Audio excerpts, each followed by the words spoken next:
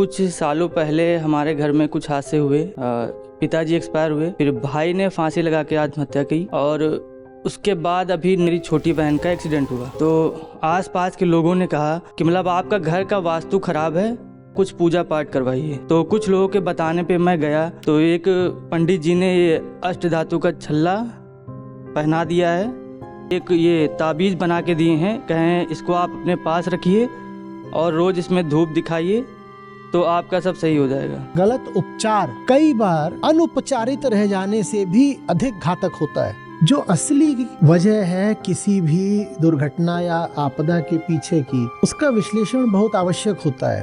अतीत में क्या हुआ उसको समझोगे नहीं, उससे मुक्त कैसे होगे। अतीत का जो नुकसान हुआ है उसको पलटा नहीं जा सकता, पर हम इतना कर सकते हैं क्या। मैंने भी अपने पिताजी को खोया है तो मैं आपकी व्यथा को थोड़ा बहुत समझ सकता हूँ।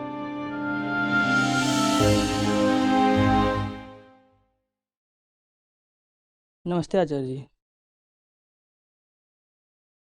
दरअसल मैं आपको 6 महीने से सुन रहा था सर, और अभी कुछ सालों पहले हमारे घर में कुछ हादसे हुए। पिताजी एक्सपायर हुए, फिर भाई ने फांसी लगा के आत्महत्या की और उसके बाद अभी 9 तारीख को मेरी छोटी बहन का एक्सीडेंट हुआ। तो आसपास के लोगों ने कहा कि मतलब आपका घर का वास्तु खराब है और या तो आप ये घर बेच दीजिए या कुछ पूजा पाठ करवाइए। तो कुछ लोगों के बताने पे मैं गया तो एक पंडित जी ने ये अष्ट धातु का छल्ला पहना दिया है और रोज़ जो है एक ये ताबीज़ बना के दिए हैं, कहें इसको आप अपने पास रखिए और रोज़ इसमें धूप दिखाइए तो आपका सब सही हो जाएगा। तो अभी मैं आपको सुनकर बहुत बेचैन हूँ, मतलब मुझे समझ में नहीं आ रहा मुझे करना क्या है। मैं समाज के हिसाब से चलूँ या अपने हिसाब से चलूँ या आपके हिसाब से चलूँ?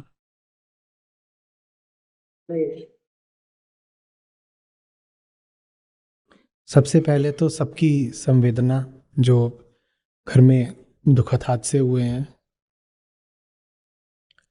अभी साल भर भी नहीं हुआ है, मैंने भी अपने पिताजी को खोया है तो मैं आपकी व्यथा को थोड़ा बहुत समझ सकता हूँ।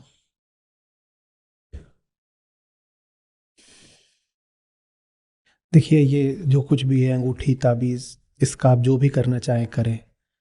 इसको आपको पहनना है पहने, नहीं पहनना नहीं पहने, आप जानिए, मैं उसमें क्यों कुछ। मेरी इच्छा नहीं होती सर। मैं बचपन से ही मतलब ये पूजा पाठ इस तरह का मुझे अच्छा नहीं लगता है। मैं कभी नहीं पहना हूँ, लेकिन ये केवल लोगों के प्रभाव की वजह से ऐसा करना पड़ रहा है। घटनाएं क्या हुई थी? एक तो सड़क दुर्घटना आपने बताई, जी।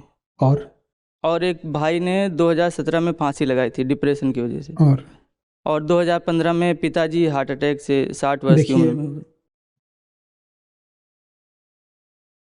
अच्छे स्वास्थ्य की ज़रूरत है हमको। भारत में ये जो 2 कारण हैं ये सबसे ज़्यादा जिम्मेदार हैं मौतों के लिए, हम जानते हैं ना। भारत में जितनी जानें सड़क पर जाती हैं विश्व में कहीं नहीं जाती, और भारत में जितनी जानें हृदयाघात से जाती हैं वो भी कहीं और नहीं।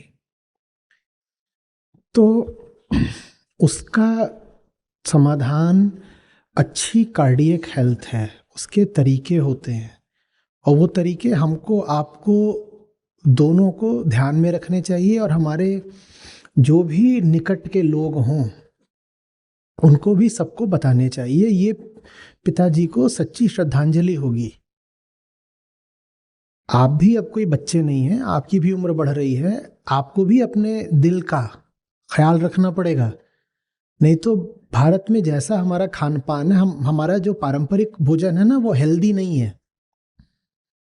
ये जो भी हमारा पूड़ी पराठा ये सब कुछ है वो कोई बहुत अच्छा थोड़ी है, और मांस का तो उतना ज़्यादा नहीं, लेकिन दूध का हम बहुत ज़्यादा सेवन करते हैं, वो भी स्वास्थ्य के लिए अच्छा नहीं है। दूध से बने पदार्थ, थोड़ा सा भी घर में जैसे ही समृद्धि आती है तो समोसा, दही, जलेबी, समृद्धि का मतलब ही यही समझते हैं, खाओ पियो। हमारे यहाँ तो हम जिसको देखते हैं कि मोटा हो रहा है उसको हम कहते हैं अच्छा फल फूल रहा है। कोई एकदम ही मोटा दिखाई दे तो उसको हम कह देते हैं कि खाते पीते घर से हैं। तो खाते पीते घर से अगर मोटे हो गए हो तो फिर अब रवानगी भी होगी। तो जो असली कारण है उनकी ओर जाइए। बाकी अंगूठी वगैरह का आपको जो करना हो करें, मैं क्या टिप्पणी करूं, उसमें आप खुद समझदार हैं, आप देख लीजिएगा। तो ये ख्याल सबको रखना होगा। और विशेषकर अभी हम सबको ही वायरल इन्फेक्शन हुआ है कोरोना काल में। उसके बाद से हमारी जो भीतरी व्यवस्था है कई लोगों की वो बिगड़ी हुई है। कोविड कोई हफ्ते 2 हफ्ते की बात नहीं होती है, उससे पूरी तरह छुटकारा पाने में कई महीने लग जाते हैं, कई बार कई साल लग जाते हैं। लॉन्ग कोविड कहते हैं उसको। उसका दिल पर भी असर पड़ता है। तो और ज़रूरी है, जिस तरह का प्रदूषण है और जिस तरह की बीमारियों से हम होके गुजरे हैं और जैसी हमारी जीवन शैली है, ये सब लाइफस्टाइल डिसऑर्डर्स होते हैं, है ना। जो कार्डियक डिजीजेज हैं, हाइपरटेंशन है, डायबिटीज़ है, ये सब हमें पता है क्या है। ये जैसी हम जीवन शैली रखते हैं उससे आते हैं। तो उसको ठीक रखिए। आज आप और किसी चीज में अपने आप को निविष्ट करें ना करें, तन का स्वास्थ्य और मन का स्वास्थ्य, इन दोनों की तो आप उपेक्षा कर ही नहीं सकते। बहुत गंदी जलवायु है, हवा गंदी हो गई है। आप जो सब्जी खा रहे हो उसमें आपको नहीं पता क्या क्या डला हुआ है। आप जो दूध पी रहे हो आपको पता भी है उसमें क्या क्या है। हवा बुरी तरह जहरीली है। हम तो अभ्यस्त हो गए हैं, 300-500 AQI तो हमको लगता है कुछ है ही नहीं। जो बाहर से लोग आते हैं खांसते खांसते मर जाते हैं। उनको कहते हैं क्या है, बुखार आ जाता है, फेफड़े जाम हो जाते हैं उनके। कहते हैं दिल्ली में रहने वाले आम आदमी की उम्र 10 से 15 साल कम हो चुकी है, सिर्फ हवा के कारण, दूषित। तो जो असली वजह है किसी भी दुर्घटना या आपदा के पीछे की, उसका विश्लेषण बहुत आवश्यक होता है। अतीत में क्या हुआ उसको समझोगे नहीं तो उससे मुक्त कैसे होगे। सुनने में थोड़ा ये भयावह लगेगा, लेकिन हार्ट अटैक ने ये नहीं बोल रखा कि दोबारा नहीं आऊंगा। रोड एक्सीडेंट ने भी ये नहीं बोल रखा कि दोबारा नहीं होऊंगा। इसी तरीके से मनोरोगों ने भी ये नहीं बोल रखा कि हम किसी और की जिंदगी नष्ट नहीं करेंगे। मन किसी की जीवन को तबाह ना कर दे, इसके लिए ही तो विजडम चाहिए ना, उसी के लिए बोध साहित्य चाहिए। उसी से मन शांत और शीतल रहता है। नहीं तो मन में बहुत सारे उल्टे पुल्टे आत्मघाती विचार आते हैं। आत्महत्या की दर दुनिया भर में तेजी से बढ़ी है और भारत में भी प्रचंड है। अब भारत में हम बात करते हैं इसने इसको मार दिया, इसने उसको मार दिया, सबसे ज्यादा तो इंसान खुद को मार रहा है। आप भारत में आत्महत्याओं से मरने वालों की जो दुखद संख्या है उस पर गौर करिए।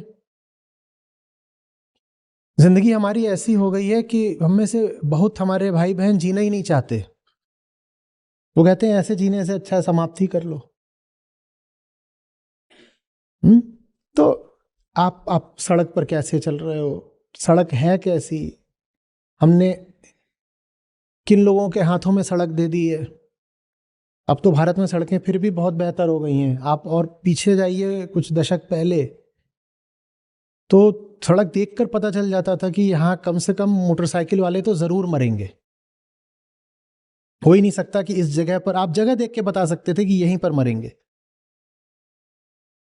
एक बड़ा सा गड्ढा है सड़क में और उस गड्ढे के दूसरी तरफ खाई जैसा है, बहुत गहरी खाई नहीं चाहिए। तो उधर से जो गाड़ी आएगी वो उस बड़े गड्ढे से बचने के लिए क्या करेगी, इधर को काटेगी। और इधर अगर कोई बाइक वाला है तो कहाँ गिरेगा, वो खाई में जाके गिरेगा। वो देख के पता चलता था कि ये कस्टम मेड जगह है, यहाँ दोपहिया वाहन चालक की मौत होनी ही होनी है, खासकर अगर उसने हेलमेट नहीं डाल रखा तो उन कारणों को दूर करिए। उन्हीं कारणों को दूर करने से हम वर्तमान को, भविष्य को ठीक कर सकते हैं। अतीत का जो नुकसान हुआ है उसको पलटा नहीं जा सकता, पर हम इतना कर सकते हैं कि हम उससे कुछ सीख लें। बीमारी का अगर आप निदान ही, डायग्नोसिस ही गलत कर दोगे तो फिर उपचार कैसा होगा? और गलत डायग्नोसिस से बीमारी बहुत बुरी तरह बिगड़ जाती है। आपको हुआ है डेंगू और आपका डॉक्टर बोल दे आपको मलेरिया हुआ है, वो आपको एंटी मलेरियल ट्रीटमेंट पर डाल दे, आपका क्या होगा? बचोगे नहीं आप। एक में प्लेटलेट्स का देखना होता है, एक में कुछ और देखना होता है। जो नहीं देखना होता वो देखा जा रहा है, देखना जा रहा है वो गिर जाएगा, आप कहीं के नहीं बचोगे। समझ में आ रही बात ये? तो गलत निदान और तदुपरांत गलत उपचार कई बार अनुपचारित रह जाने से भी अधिक घातक होता है। जिसका उपचार ना हुआ हो वो तो फिर भी हो सकता है कि प्राकृतिक तौर पर बच जाए शायद, क्योंकि शरीर स्वयं भी रोग से लड़ना चाहता है। कई बीमारियों को शरीर खुद ही हरा देता है। जिसको उपचार न मिला वो बच सकता है, पर जिसको गलत उपचार मिल गया उसके बचने की संभावना बहुत कम हो जाती है। आपके जीवन में जो भी बीमारियां हैं, चाहे शरीर की हो चाहे मन की हो, मेरी प्रार्थना है उन्हें गलत उपचार मत दीजिए। अगर सड़क दुर्घटना में कोई आहत हो रहा है या हत हो रहा है तो उसकी वजह यह नहीं है भाई कि आपके घर का दरवाजा अमुक दिशा को है, या आपको घर का दरवाजा बदलवाना है, बदलवा लो, मैं क्यों रोकूं आपको? आपकी आपकी इच्छा है, आप कर लीजिए। लेकिन अपने वाहन पर ज्यादा ध्यान दीजिए, हेलमेट पर ध्यान दीजिए, सड़क पर ध्यान दीजिए, वो ज्यादा जरूरी है। जान वहां से बचेगी। अभी कोहरे में दिल्ली में वही एक्सप्रेसवे, एक व्यक्ति को एक गाड़ी ने मार दिया। अभी 2-4 रोज पहले की बात है। एक व्यक्ति को गाड़ी ने मार दिया, वो गिर गया। कोहरे में कुछ दिखाई ही नहीं दे रहा, उसके ऊपर से 100 गाड़ियां गुजर गई एक के बाद एक। उसकी लाश को फावड़े से सड़क से खरोंच के निकालना पड़ा। इतनी दूर तक उसकी लाश पपड़ी बनकर सड़क में चिपक गई। 100 गाड़ियां निकली उसके ऊपर से।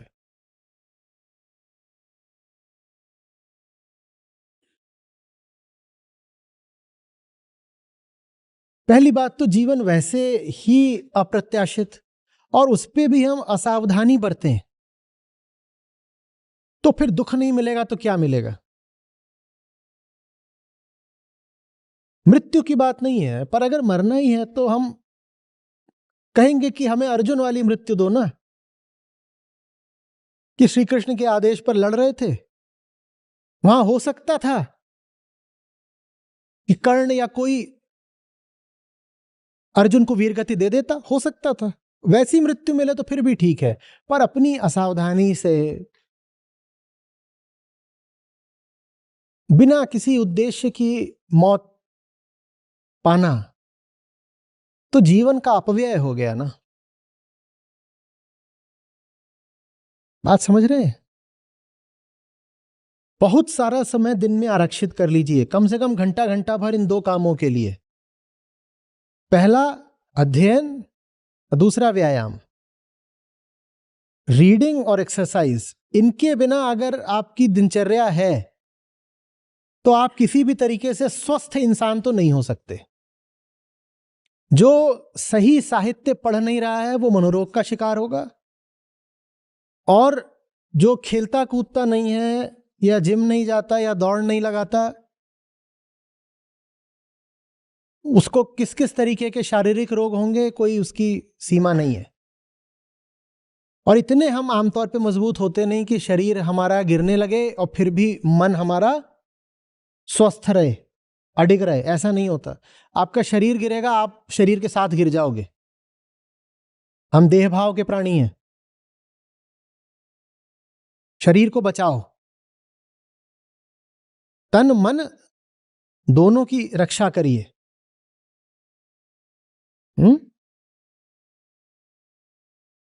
इतना ही कहना है मुझे। नमस्ते आचार्य। आपको खुशी होगी इस नाते, जो हमारी अपनी ऐप है जिसमें हमारे गीता और बाकी सब कार्यक्रम चलते हैं। यहाँ पर बुद्ध हैं, गीता है, उपनिषद हैं, अष्टावक्र हैं। ये मुझे मिले, मेरी ज़िंदगी बदली, ये तुम्हें मिलेंगे, तुम्हारी ज़िंदगी भी बदलेगी। सच पूछिए तो मतलब लाखों नहीं तो कम से कम हज़ारों ज़िंदगियाँ तो हैं जो बिल्कुल बदली हैं। 2 लाख से अधिक गीता प्रतिभागियों के साथ जुड़े आचार्य प्रशांत ऐप पर। पहला महीना बिल्कुल फ्री गीता मिशन का पूरा एक्सेस। ऐप पर आपको मिलेंगे नियमित लाइव सत्र, हर दिन आचार्य प्रशांत के विशेष संवाद, गीता कम्युनिटी का एक्सेस, गीता परीक्षा, चयनित समाचार, ऑडियो बुक्स, कोट्स और भी बहुत कुछ। गूगल प्ले स्टोर या एप्पल ऐप स्टोर पर आचार्य प्रशांत सर्च करें और अभी डाउनलोड करें।